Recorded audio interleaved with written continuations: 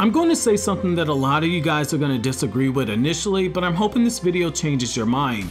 Kagura as a character was one who had the greatest potential in the series to drive up conflict during the most pivotal point in the fairy tale manga. Looking back at it, the Grand Magic Games arc is an arc that fans either love or they hate, with some fans outright dropping the series at this point in what could be argued as the halfway mark of the fairy tale story. In this video, I plan to look at how Kagura as a character was being set up to take the story in another direction, but for whatever reason, this avenue wasn't chosen to be explored by Mashima. Just as a quick note, I know a lot of people haven't actually read the Grand Magic Games arc, but instead only watched it in the anime. I highly suggest reading the arc since I feel the transitions are done better, but the manga does skip over some of the fights that are shown off in the anime, so it depends on what you want more. With that being said, as I reread this arc, Kagura was one of those who stood out the most to me as characters who had the most potential. Her connection to Erza, Simon, and Jellal was something that had the makings of a classic subplot for fairy tale. You had Jellal pretending to be Mystigan in the Grand Magic Games. You had members of the Grand Magic Council suspecting that Jellal was actually Mystigan. You had Kagura out for the blood of Jellal because she blamed him for her brother Simon's death. You had Erza being accused of protecting Jellal and Erza's connection to Kagura. It really felt as if Hiro was going to have Jellal go through a true redemption arc. The redemption of Jellal started after he allowed himself to be taken in to be arrested for his crimes. Sure, he formed his guild, but having Jellal actually fight someone who blamed him for his crimes would have done more for his character arc and indirectly would have done more for Erza Scarlet's character arc.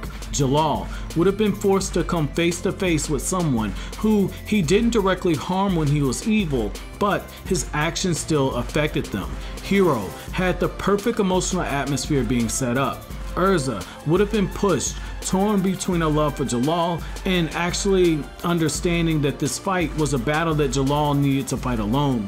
Kagura blamed Erza for protecting Jellal, which would have led to a fight between the two, which would have eventually led to another team up of Erza and Jellal, and it would have been nice to see. However, the fight between Jellal and Kagura would have been a great segue into Erza's connection with Kagura and explaining how Simon really died.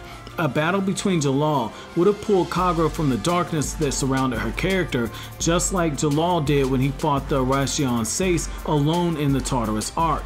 It would also be a reminder that Jellal is a very flawed character. He was once evil, but even as he tries to walk the right path, his past will never fully be behind him. Kagura could have been used to show this, as well as give her character a true character arc, or at least a better one than she got in the story, which I feel could have been tweaked to be made a little better. It would have made Jellal actually have to face the fact that he broke out of prison and could have set up real consequences for this. Kagura could have been used as a catalyst to set up something bigger, which I'm guessing Mashima didn't do, in order to keep the arc from getting too dark, which would have been really cool to see, and it would have happened if she would have came face to face with Jellal, the person that she swore to only unsheath her sword to kill.